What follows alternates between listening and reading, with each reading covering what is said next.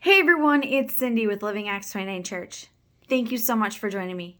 Today I'm here to continue the word to you in 22 with the reading of Genesis chapter 35. Then God said to Jacob, "Arise and go to Bethel and dwell there, and make an altar there to God, who appeared to you when you fled from the face of Esau, your brother." And Jacob said to his household and to all who were with him, "Put away the foreign gods that are among you. Purify yourselves, and change your garments. Then let us arise and go up to Bethel, and I will make an altar there to God, who answered me in the day of my distress, and has been with me in the way which I have gone." So they gave Jacob all the foreign gods which were in their hands, and the earrings which were in their ears. And Jacob hid them under the terebinth tree, which was by Shechem. And they journeyed, and the terror of God was upon the cities that were all around them. And they did not pursue the sons of Jacob. So Jacob came to Luz, which is in the land of Canaan, he and all the people who were with him.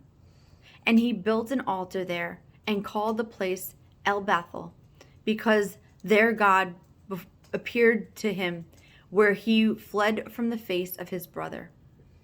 Now Deborah, Rebekah's nurse, died, and she was buried below Bethel, under the terebinth tree. So the name of it was called Allon Bashuth. Then God appeared to Jacob again when he came from Padan Aram, and blessed him. And God said to him, "Your name is Jacob. Your name shall not be called Jacob any more, but Israel shall be your name." So he called his name Israel. Also God said to him, "I am God Almighty. Be fruitful and multiply. A nation and a company of nations shall proceed from you, and kings shall come from your body. The land which I gave Abraham and Isaac, I give to you, and to your descendants after you, I give this land." Then God went up from him in the place where he talked with him.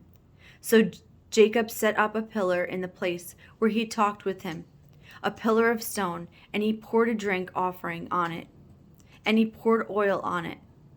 And Jacob called the name of the place where God spoke to him Bethel.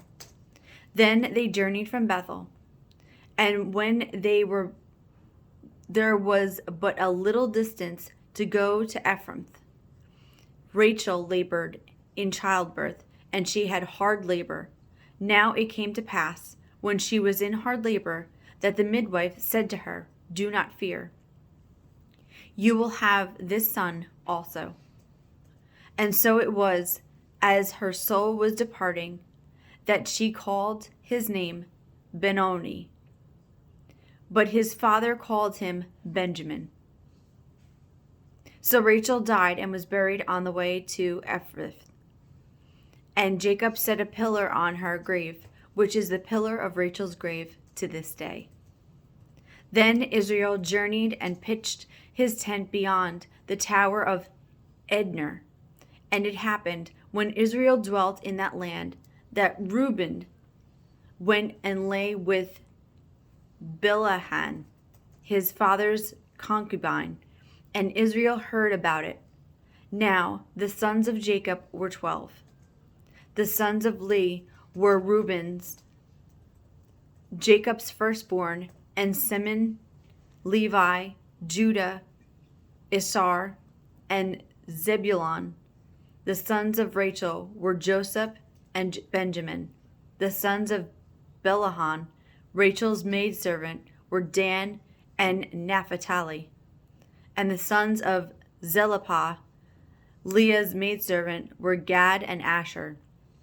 These were the sons of Jacob, who were born in him in Padan Aram. Then Jacob came to his father Isaac at Merom, or Kirijath Arabah, where Abram and Isaac had dwelt. Now the days of Isaac were 180 years. So Isaac breathed his last and died and was gathered to his people, being old and full of days. And his sons Esau and Jacob buried him. Thank you so much for joining me today.